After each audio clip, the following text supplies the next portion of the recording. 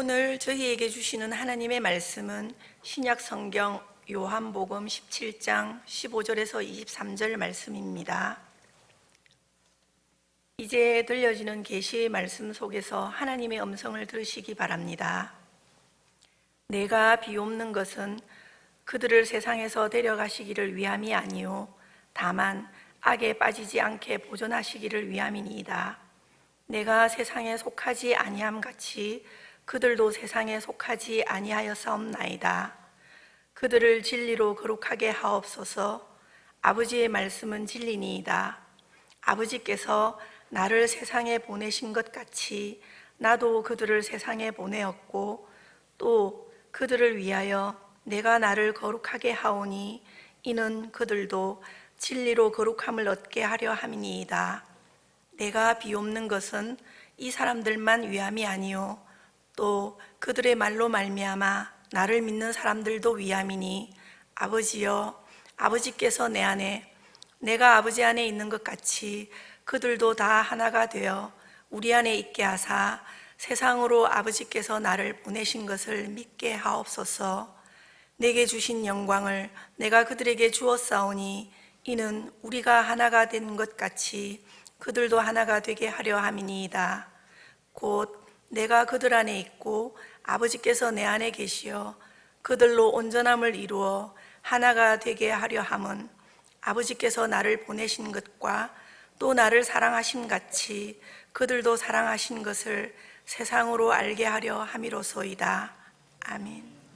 언젠가 마음에 와닿는 한 글을 읽은 적이 있습니다. 그 내용을 제가 잠깐 소개를 하면 1930년대 미국의 경제공황이 와서 많은 사람들이 참 힘겨운 삶을 살았습니다.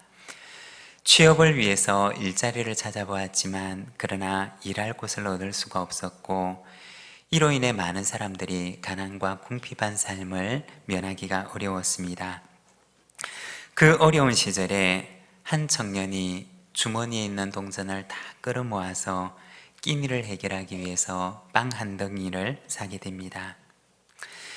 이것을 먹고 나면 내일은 무엇을 먹지 하는 걱정을 하며 집으로 돌아오고 있었습니다. 집으로 돌아오는 길에 청년은 길에서 구걸을 하고 있는 한 노인을 만나게 됩니다.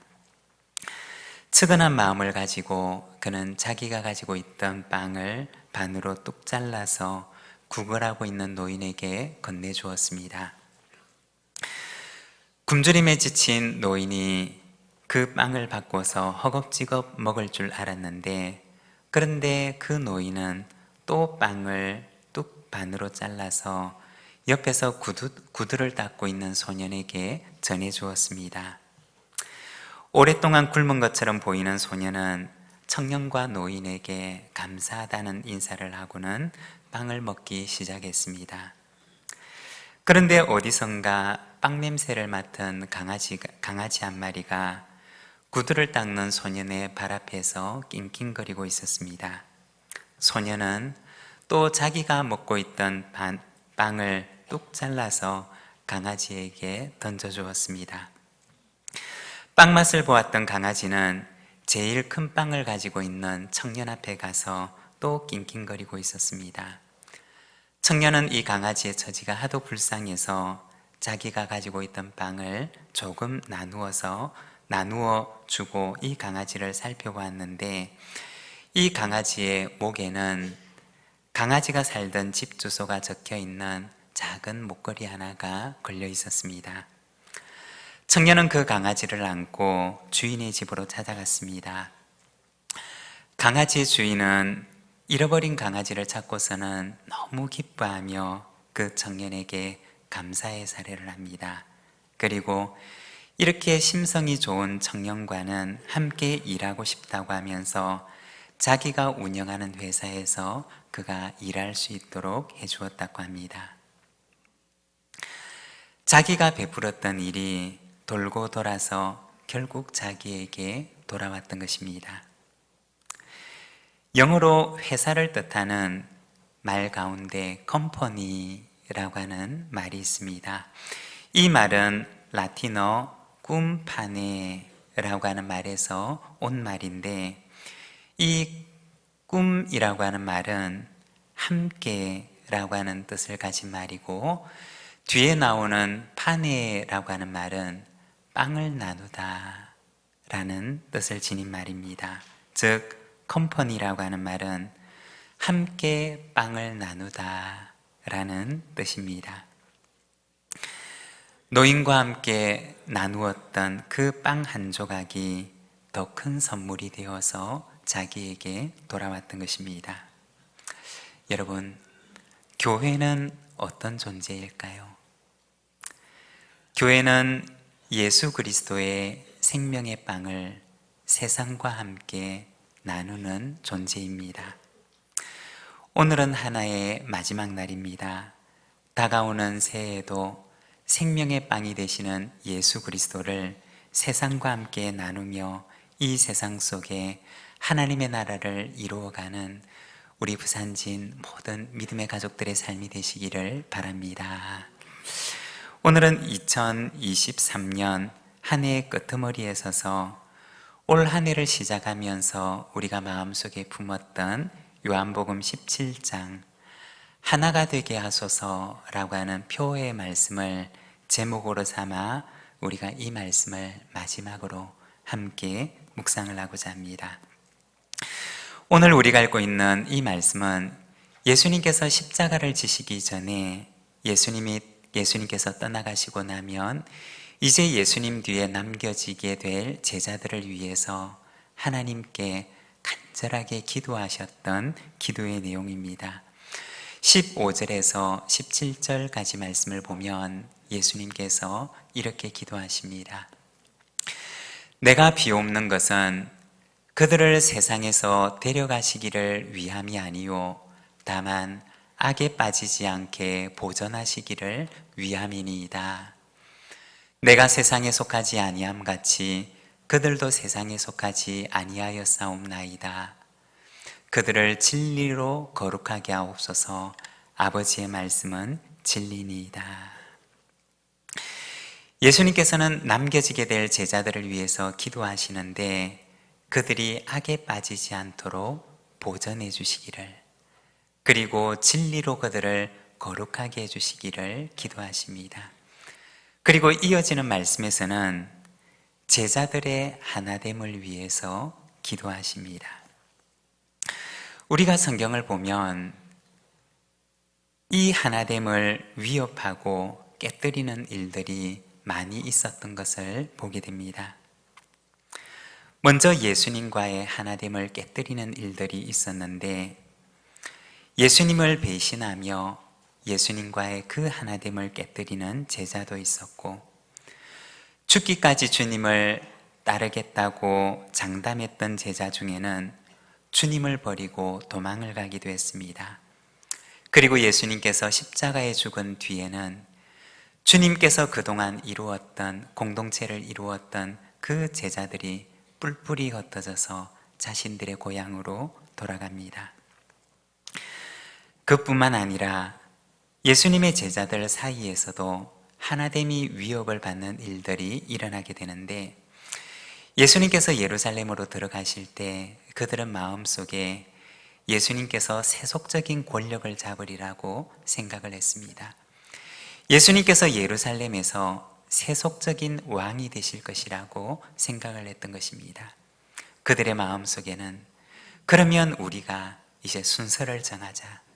누가 더 큰 사람이고 누가 더 작은 사람이고, 누가 더 서열이 높은 사람이고 누가 서열이 낮은 사람이며, 누가 더 큰 자이고 누가 작은 자인지 우리 사이에 순서를 정하자라고 하면서 제자들끼리 다투기도 합니다.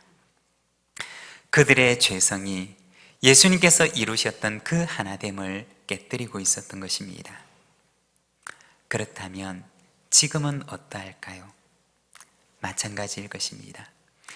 주님께서는 우리의 하나됨을 위해서 기도하시지만, 그러나 우리의 죄성은 주님께서 하나 되게 하신 그 하나됨을 위협하고 깨뜨리려고 하고 그 하나됨을 온전하게 잘 보존하지 못하기도 합니다.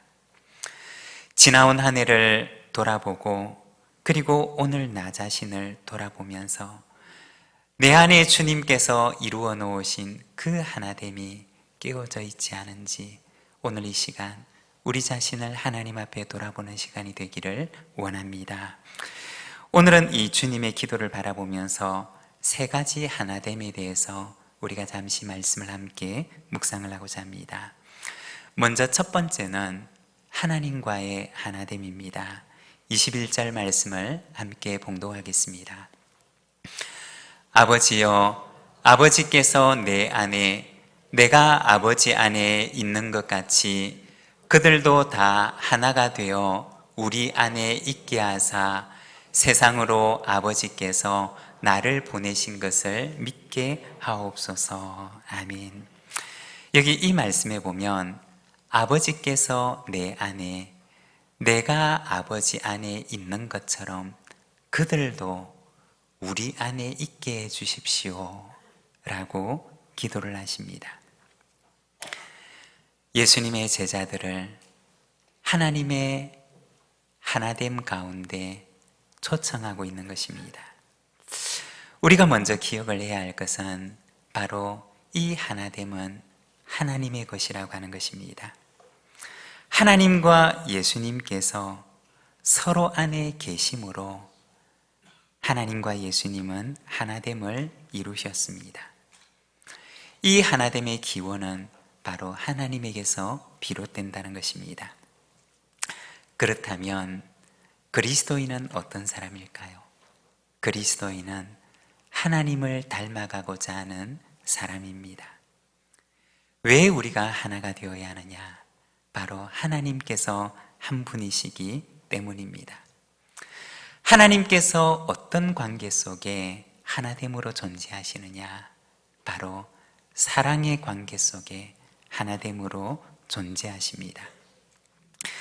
하나님을 한 분 되게 하는 그 하나됨의 원리는 바로 사랑이라는 것입니다. 요한일서 4장 16절의 말씀을 보게 되면 하나님이 우리를 사랑하시는 사랑을 우리가 알고 믿었노니 하나님은 사랑이시라. 사랑 안에 거하는 자는 하나님 안에 거하고 하나님도 그의 안에 거하시느니라고 하십니다. 이 요한 1서 말씀을 보게 되면 하나님은 사랑이시다 라고 선포를 합니다. 그리고 사랑 안에 거하는 사람은 하나님 안에 거하게 되고 하나님께서도 그 안에 거하신다 라고 말씀을 합니다. 그런데 여러분, 만일에 그 반대라면 어떻게 될까요?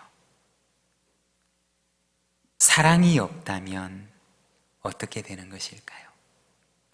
요한 1서 4장 8절의 말씀을 보면 사랑하지 아니하는 자는 하나님을 알지 못하나니 이는 하나님은 사랑이심이라고 말씀을 하십니다.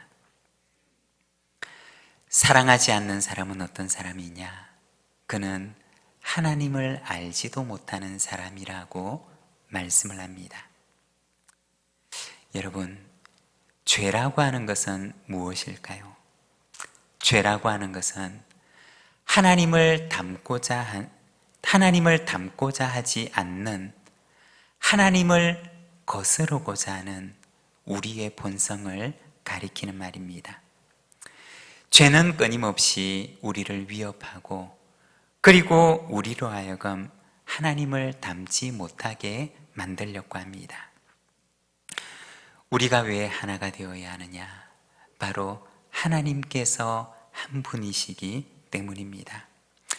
오늘 우리가 읽었던 본문 말씀 21절에 보면 아버지께서 내 안에 내가 아버지 안에 있는 것 같이 그들도 우리 안에 있게 해 주십시오 라고 기도를 하십니다.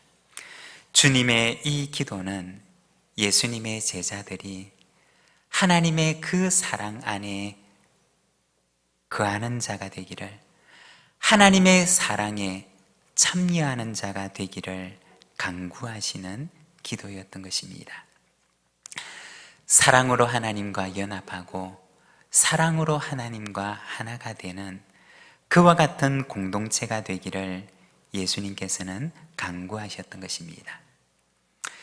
여러분, 사랑으로 하나님과 연합하여서 하나님 안에 거하는 자가 되시기를 바랍니다. 예전에 불렀던 복음송가 가운데 사랑의 나눔이라고 하는 복음송가가 있는데 아주 짧은 찬양인데 아마 오래되어서 잘 모르시는 분도 계실 텐데 우리 아시는 분들은 함께 부르시고 혹시 모르시는 분들은 첫 번째 부를 때 들으시고 두 번째 부를 때는 우리 같이 한번 불러보도록 하겠습니다.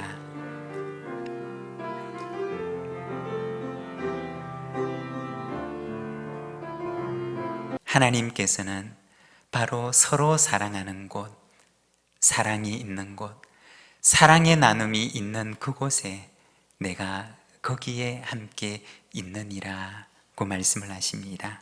여러분, 하나님의 사랑 안에 거함으로 우리가 하나님 안에 거하는 저와 여러분의 삶이 되시기를 바랍니다. 그리고 두 번째는 성도 간의 하나됨입니다. 우리 21절 말씀을 우리 자막을 보며 함께 봉독하겠습니다. 아버지께서 내 안에 내가 아버지 안에 있는 것 같이 그들도 다 하나가 되어. 아멘. 이 말씀은 제자들의 하나됨을 위한 기도입니다. 우리가 하나가 되기 위해서는 먼저 꼭 필요한 것이 있는데 그것은 바로 서로를 내 안에 받아들이는 것입니다.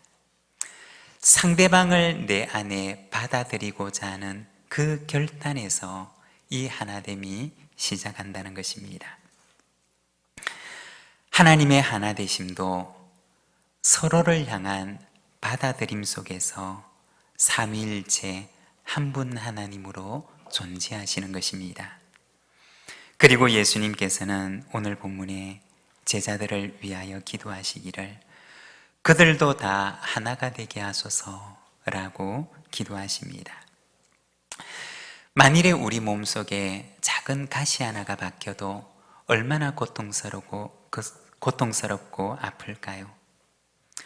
작은 가시 하나가 내 몸에 들어와도 그런데 누군가 한 사람의 인격을 내 안에 받아들이고자 한다면 얼마나 힘들고 고통스럽고 또 괴로운 일이 될까요? 그런데 여러분, 내가 아닌 누군가를 내 안에 받아들이는 것이 힘들다는 것은 이상한 것이 아니라 너무나 당연한 일입니다. 왜냐하면 우리의 연약한 본성이 바로 그러하기 때문입니다. 그러면 누가 하나님을 닮은 받아들임으로써 내 안에 내가 아닌 타인을, 내 안에 내가 아닌 그 누군가를 받아들일 수가 있는 것일까요? 그 사람은 십자가가 내 안에 있는 사람입니다. 히브리서 12장 2절과 3절의 말씀을 우리가 함께 봉독하겠습니다. 믿음의 주요 또 온전하게 하시는 이인 예수를 바라보자. 그는 그 앞에 있는 기쁨을 위하여 십자가를 참으사 부끄러움을 개의치 아니하시더니 하나님 보좌 우편에 앉으셨느니라. 너희가 피곤하여 낙심하지 않기 위하여 죄인들이 이같이 자기에게 거역한 일을 참으신 일을 생각하라. 아멘. 이 히브리서 말씀에서는 예수를 바라보자 라고 권면을 합니다. 예수님은 어떤 분이시냐? 자기를 거역한 일을 자기 속에 받아들이신 분이라는 것입니다. 이것이 바로 예수 그리스도의 십자가의 사건이었던 것입니다. 자기를 거역하는 그 죄인을 자기 안에 받아들이신 사건, 그것이 예수님께서 십자가 위에서 이루셨던 사건이었습니다. 누가 하나님을 닮은 받아들임을 행할 수 있는 것일까요? 그것은 십자가의 은혜가 그 안에 있는 사람입니다. 찬송가 436장에 보면 나 이제 주님의 새 생명 얻은 몸이라고 하는 찬양이 있는데, 그 찬양의 3절과 4절의 가사를 보게 되면 산천도 초목도 새 것이 되었고 죄인도 원수도 친구로 변한다. 새 생명 얻은 자 영생을 누리니 주님을 모신 맘 새 하늘이로다. 주 따라가는 길 험하고 멀어도 찬송을 부르며 뒤따라가리라.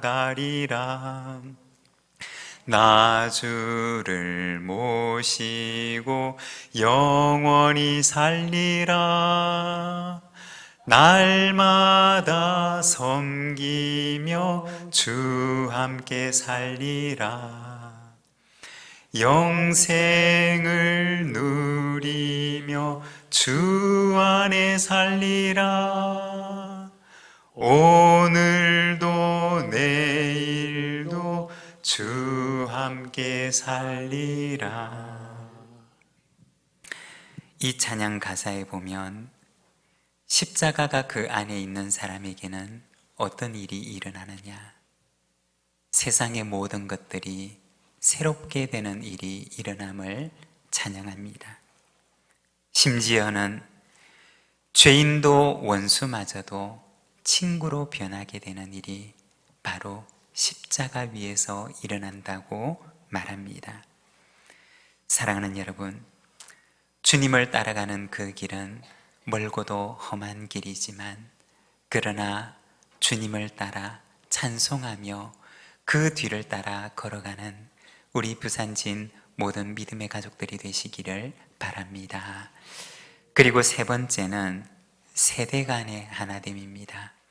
우리 20절 말씀을 함께 봉독하겠습니다. 내가 비옵는 것은 이 사람들만 위함이 아니요 또 그들의 말로 말미암아 나를 믿는 사람들도 위함이니. 이 20절의 말씀을 보게 되면 예수님의 이 기도는 2000년 전 그 제자들을 위한 기도만이 아니었음을 말씀하십니다.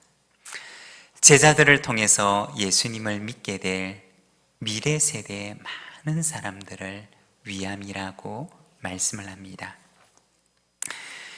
예수님의 지상 명령 가운데는 두 가지가 있습니다. 먼저 첫 번째는 수평적인 지상 명령이고, 그리고 두 번째는 수직적인 지상 명령입니다.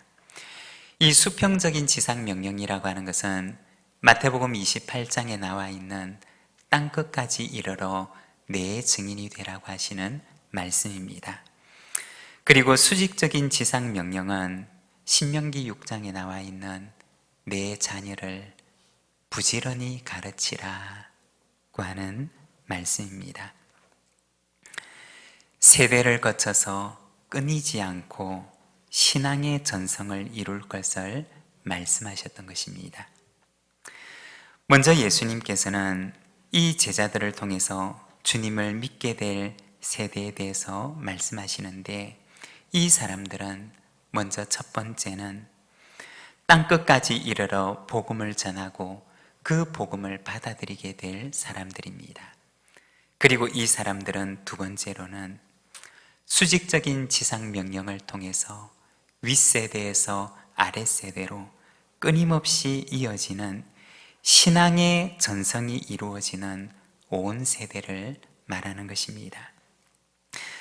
그들도 신앙으로 사랑으로 하나가 되기를 주님께서는 기도하셨습니다. 사랑하는 여러분, 신앙이 우리의 아름다운 유산이 되어서 온 세대가 하나님의 하나됨의 은총을 누리는 우리 부산진 믿음의 공동체가 되기를 소망합니다. 우리가 앞서 나누었던 꿈빠네라고 하는 말은 함께 빵을 나누다 라고 하는 뜻입니다. 오늘날 이 땅에 존재하는 우리의 교회가, 주님의 교회가 생명의 빵이 되시는 예수 그리스도를 온 세상과 함께 나누어서 하나님의 그 사랑 안에 온 세대를 초청하는 그러한 주님 주신 사명을 감당하는 우리 믿음의 공동체가 되기를 소망합니다. 우리 시간 우리에게 주신 말씀을 생각하며 응답의 기도로 하나님 앞에 나가겠습니다.